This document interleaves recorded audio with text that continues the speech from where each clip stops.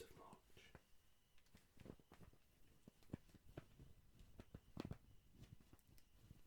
And that means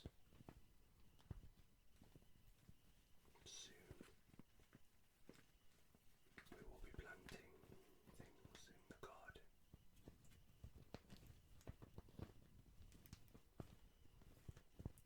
So I've been spending a little bit of money this year on some new varieties of seeds,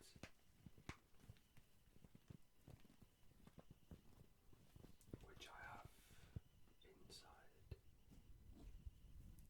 this seed sack. It's a Hessian seed sack.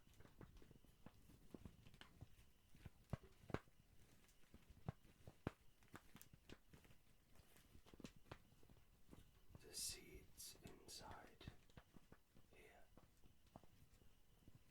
are from a company called RealSeeds. I have no affiliation with this company,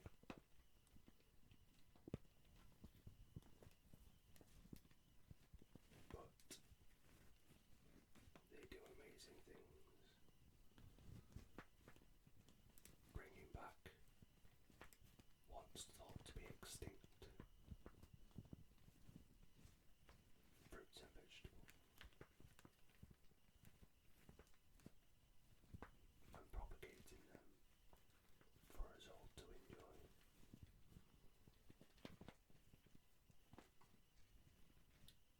Everything they sell is heirloom, which means you can save the seed year after year without having to buy any more.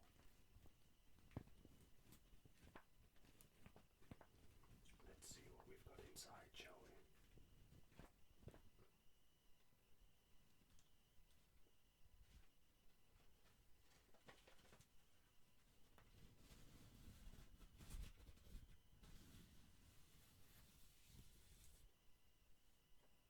Okay.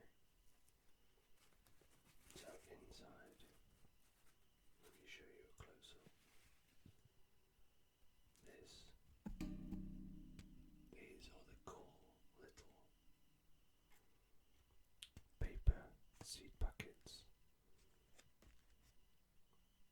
and they have the type of seed on the front with individually for each type of vegetable the sowing and growing specifications and a little bit about the type of fruit or vegetable.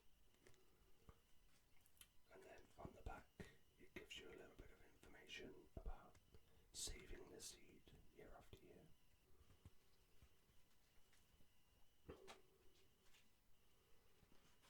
So I bought 6 packets of seeds for RealSeeds this year,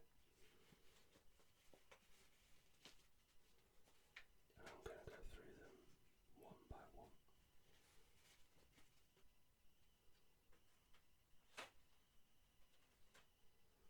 Okay, the first one is borage salad flowers.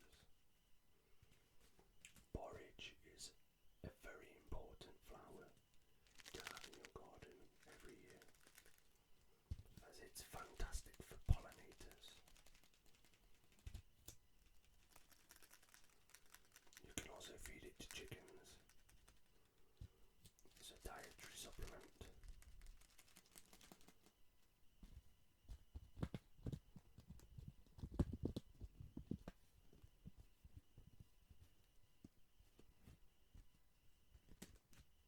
It says on the front, I'll read it, a well-known bee plant, attracting them and other useful pollinators to your garden. Very pretty blue star-shaped flowers that are edible. We often sprinkle them on top of our tomato salad for an amazing colour contrast. It says, sow from mid-spring direct into well-prepared seabed, 20 centimetres apart. Borage will self-seed readily.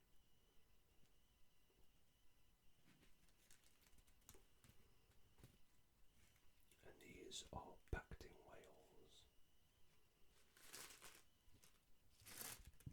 The RealSeed facility is in Wales.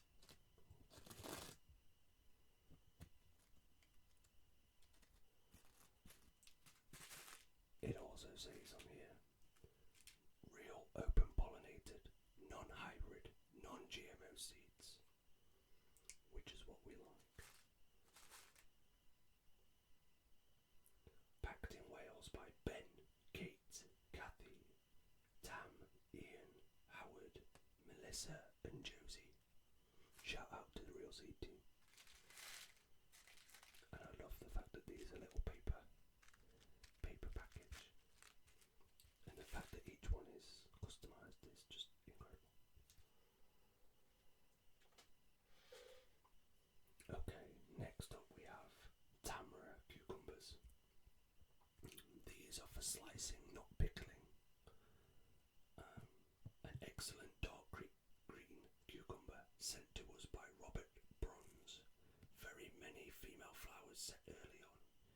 Very rare. This is now practically extinct, so please save your own seeds. I believe that this was thought to be extinct in 1922, and some old guy who was showing cucumbers for the size happened to have some in his collection, and he sent them to RealSeeds, and they started propagating them and saving the seeds. It takes a couple of years for them to get the stock up and to get it right, but they've done it right, and this has 10 seeds. It was quite expensive, £3.69 for 10 seeds, which I think is quite expensive. Usually you can get 50 for that price, but you buy them once, you should never have to buy them again. If you save one cucumber, will provide you with enough seeds for next season, and then you take one cucumber next season, and that will provide you for the season after, and season after, and season after.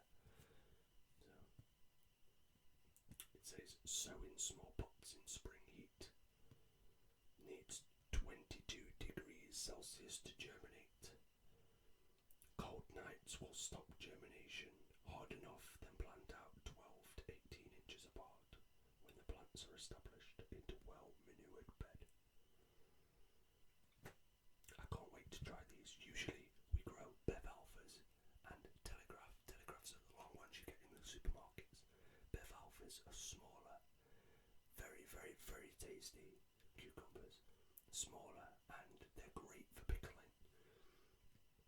Bev Alphas also prolific producers as well. Like this, excuse me, there is so many cucumbers on a plant. Absolutely incredible. So we're trying these this year, as well as growing Bev Alphas and Telegraphs. I can't wait to try these. Okay, next up we have Sanguina beetroot. Sanguina beetroot. Unfortunately my camera's not autofocusing, so I shall read out the description.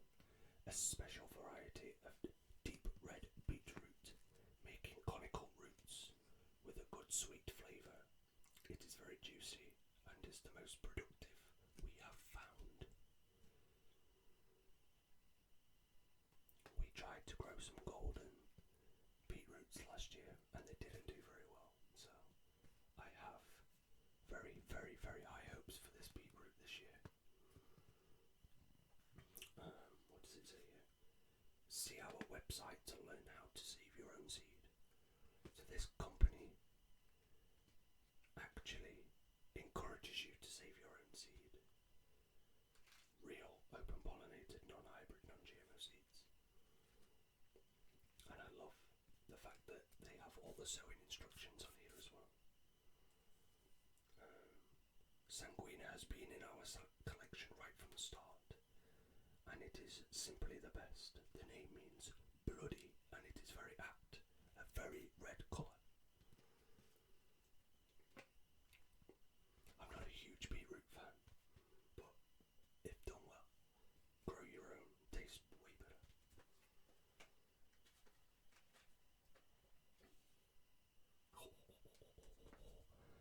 This package has been opened, as you can see. Oops. I may have already had a sneak peek inside. This contains organic Blue Beauty vine tomatoes. A large blue tomato that tastes great. The vines grow to about 5 feet and make decent sized fruits, starting with patches of an intense blue-violet colour.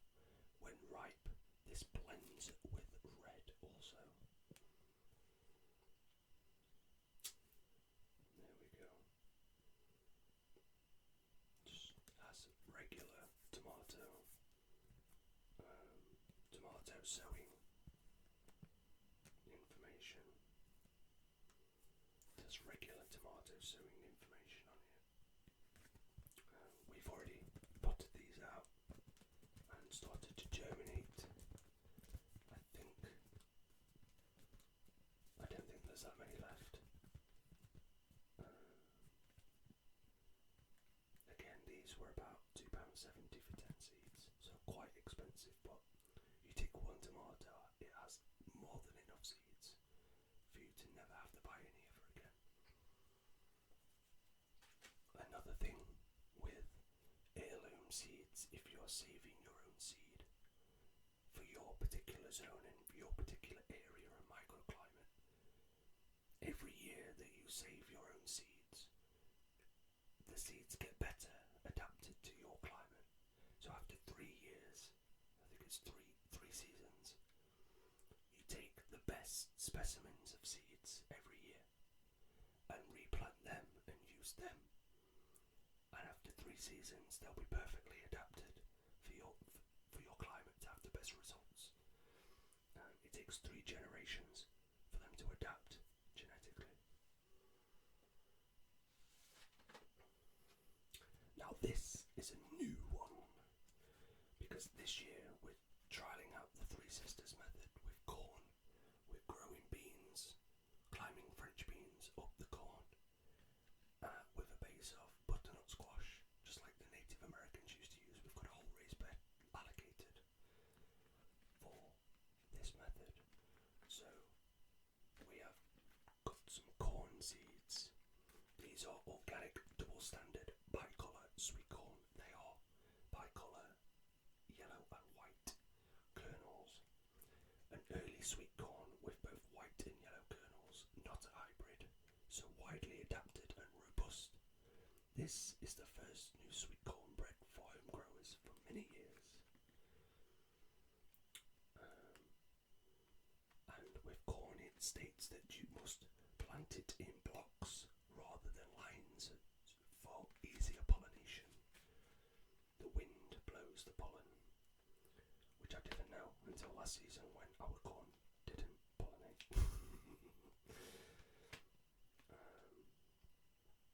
Yeah, so nothing too crazy about these, but there's quite a few seeds in there. But again, I think these were about £3.50 for a pack of 50, which I don't think is too bad. And the last, again, quite a big, hefty package.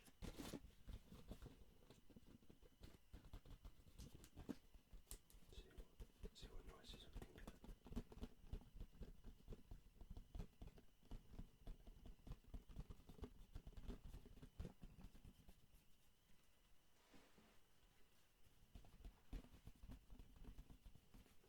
It says on the back, we're using paper envelopes to reduce plastic pollution, but water and damp air easily gets through paper. So keep the packet dry and always store it in a cool but dry place. Alternating hot days and cold nights are very bad for seeds. store them in a shed. Seeds are living things and won't keep forever. We test them before sending them out, and you should have great results as long as you sow them within a year of purchase. Everyone here at RealSeeds loves growing vegetables, and we want to give you great seed of the best varieties we can. We really hope you'll enjoy growing these as much as we have enjoyed tracking them down and trying them out. It's really cool to support companies like this. Like, they're a little bit more expensive, but once you buy them, you have them forever. As long as you collect the seed, harvest the seed properly, you shouldn't have any problems. So this is the last packet of seeds that go along with the corn, because I have plenty of runner bean seeds.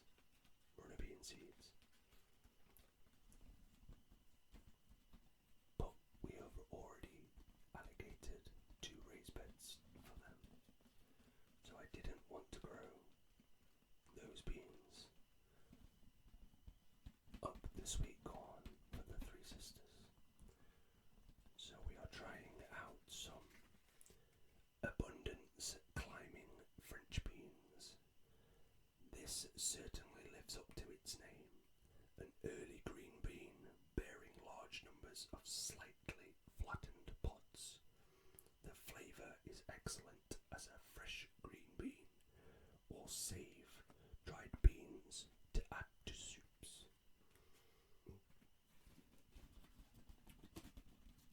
So just to get a different variety of vegetable, we thought we'd try these climbing French beans.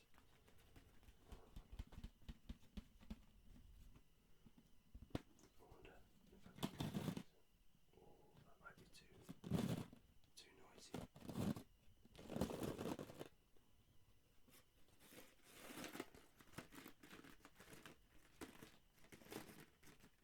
Might be a little bit too noisy now.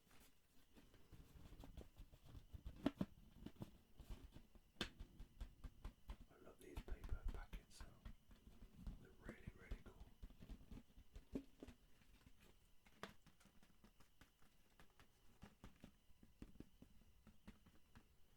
They're so intricate. They've got flowers up the sides, over the archway, and insects and butterflies, ladybirds, bees, dragonflies. Beautiful. Really, really beautiful.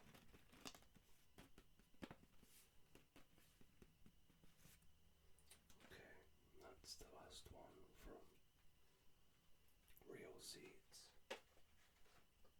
And these are the seeds. My runner bean seeds. Now, usually,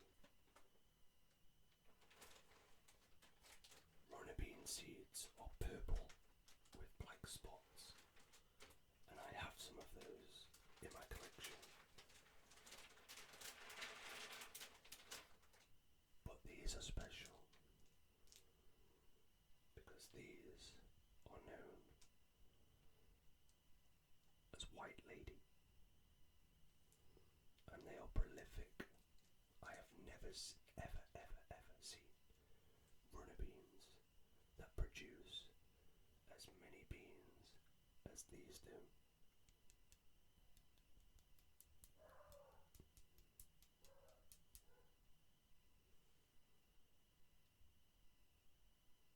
Bloody dog's gone crazy.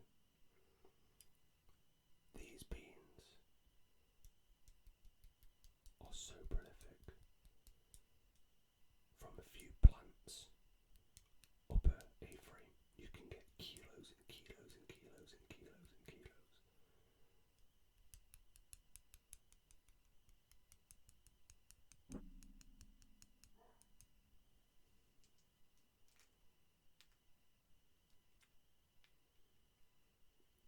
absolutely no-brainer.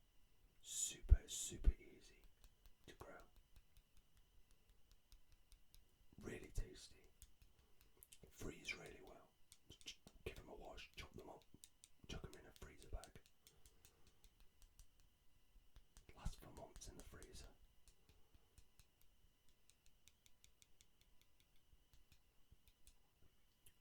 Instead of Scarlet Emperor, try White Lady. Runner beans. Incredible. I have hundreds and hundreds and hundreds of seeds. Okay. The last thing I want to show is this book that I picked up at the charity shop a few days ago for 50 pence. Yes, that's right, 50 pence. It's a big, thick, hardback book, and it's called The Low Maintenance Vegetable Garden by Claire Matthews.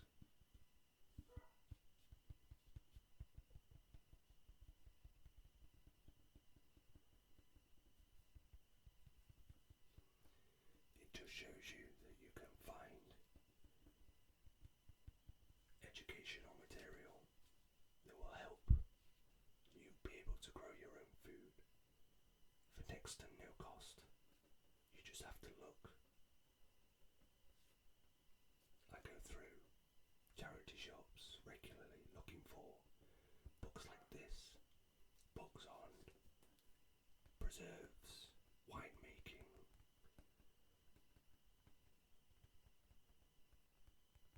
all old books that are from the 60s, 70s, 80s, even early 90s. They just don't make books like that anymore. And the information inside them books is invaluable. You can't buy it from Amazon or a bookshop. This book goes into detail on designing your own garden. So how to build raised beds, composting,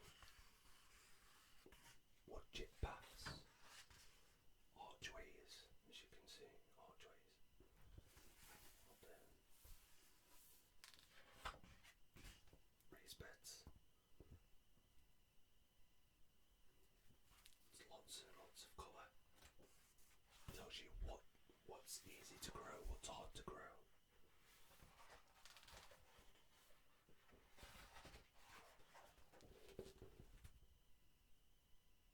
Shows you how to make wigwams for growing beans.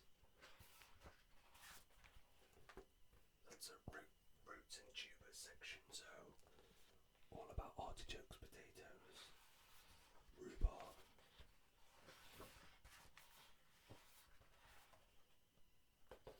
That's a whole page spread about asparagus, peppers and chilies. Lots of fruits, garlic, onions.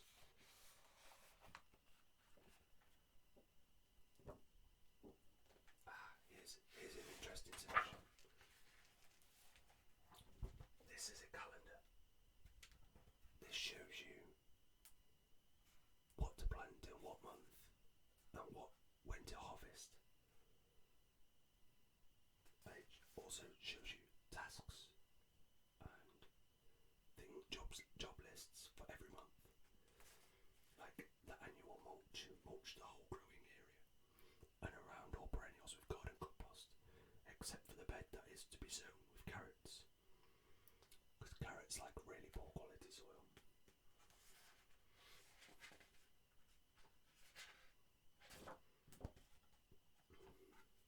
Edible flowers.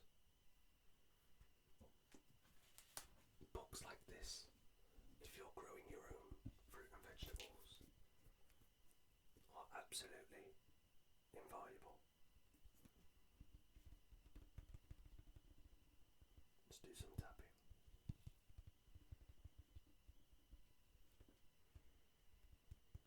I hope you if it's just a few tomato plants. If you've never done it before, give it a try. If you'd like any more information on growing your own, leave me a comment and I'll make some more videos. I have a whole allotment at the bottom of my garden. I'm a gardener, so this is a passion of mine. I absolutely love growing my own fruit and veg. I have 16 chickens as well for eggs. Maybe I'll do a video down in the chicken pen one day. It's not very ASMR like though. Chickens clucking and squawking. But I make all my own compost.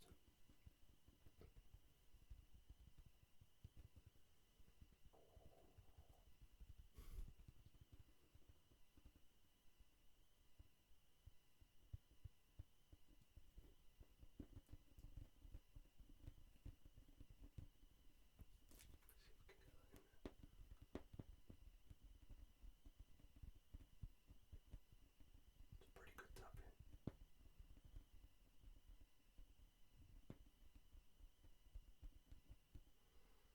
So yeah, I hope you're growing your own this year.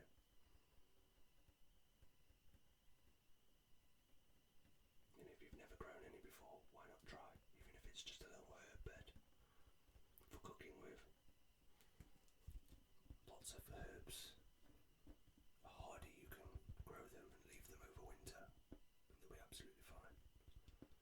Rosemary and parsley and sage.